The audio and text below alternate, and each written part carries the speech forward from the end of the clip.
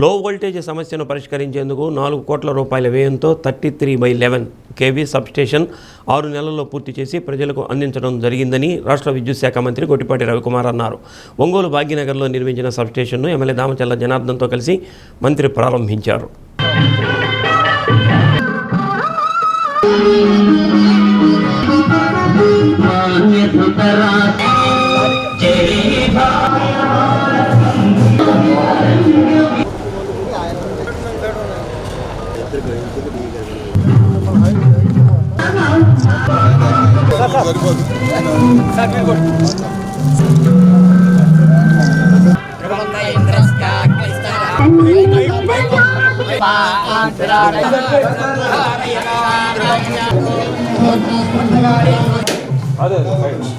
కూటమి ప్రభుత్వం అధికారంలోకి వచ్చిన తర్వాత రాష్ట్రంలో విద్యుత్ సమస్య తలెత్తితే వెంటనే స్పందించి పరిష్కారం చేయడం జరిగిందన్నారు.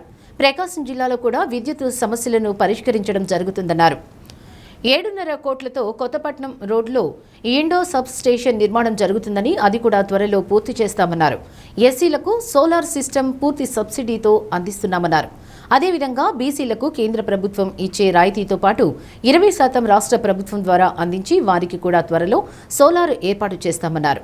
భవిష్యత్తు అవసరాలను దృష్టిలో ఉంచుకొని సోలార్ను ముందుకు తీసుకువెళ్తున్నామని, అదేవిధంగా కొత్తపట్నంలో జరుగుతున్న సబ్ స్టేషన్ను త్వరలో ప్రారంభించబోతున్నామని తెలిపారు.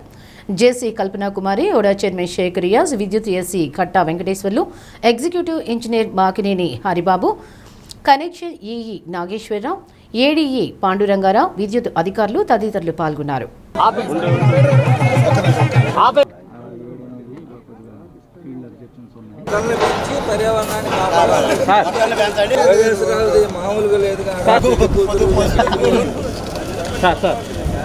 ఇవాళ ఒంగోలులో 33/11 kV సబ్స్టేషన్ 3,80,00,000 రూపాయలతోటి బాబు గాజువాకనే 3,80,00,000తోటి 6-7 నెలల క్రితం శంకుస్థాపన చేశాం.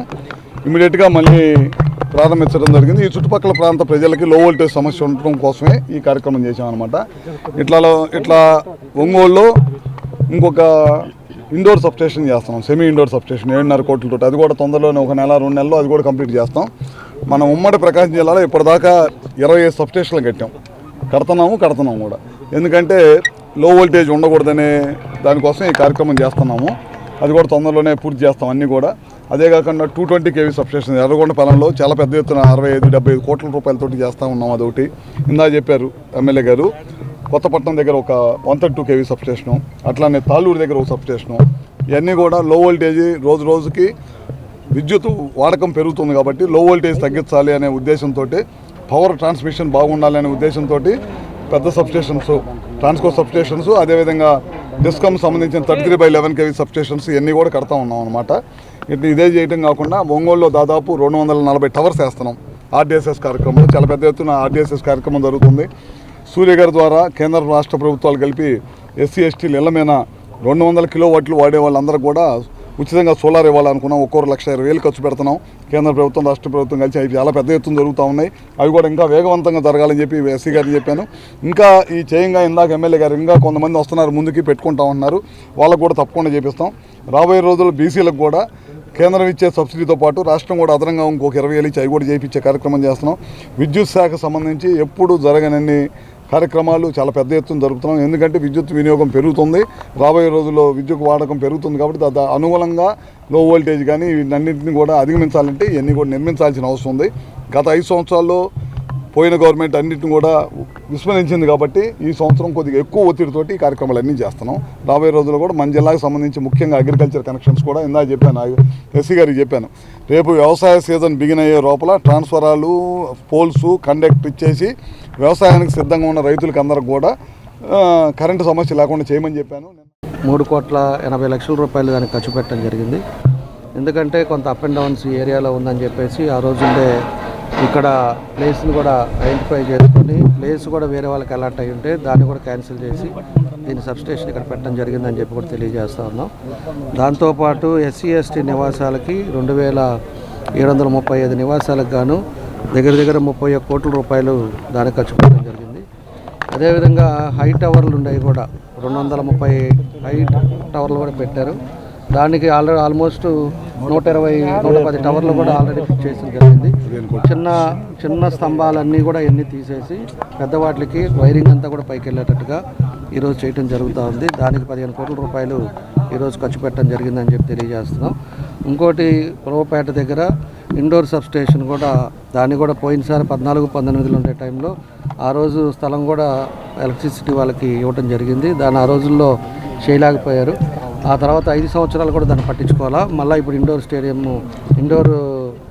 సబ్ స్టేషన్ కూడా దానికి దగ్గర 7.5 కోట్ల రూపాయలు ఖర్చు పెడుతూ దాన్ని కూడా పని మొదలు పెట్టడం జరిగింది. ఇవన్నీ కూడా చేయడానికి మొదటి కారణం మనకి విద్యుత్ మినిస్టర్ కూడా మన జిల్లా అవ్వటం, మన మనిషి అవ్వటం. కాబట్టి మన జిల్లాకు ప్రత్యేకంగా ఎక్కడా కూడా అంతరాయం లేకుండా ఈరోజు అన్ని ప్రాంతాల్లో కూడా ఎలక్ట్రిసిటీ ఇబ్బంది అనేది లేకుండా ఈరోజు చేయడం జరుగుతుంది. ఎక్కడ పోల్స్ కావాలంటే అక్కడ ఇస్తూ ఉన్నారు, ఎక్కడ సబ్స్టేషన్ కావాలంటే అక్కడ ఇస్తూ ఉన్నారు. ట్రాన్స్ఫార్మర్లు ఎక్కడైనా కూడా కాలిపోయి ఇబ్బందులు ఉంటే ట్రాన్స్ఫార్మర్లు ఇస్తున్నారు ఈరోజు. కాబట్టి ఎలక్ట్రిసిటీలో అన్నీ కూడా ఇబ్బంది లేని కార్యక్రమాలు కూడా జరుగుతున్నాయని చెప్పి తెలియజేస్తున్నాం.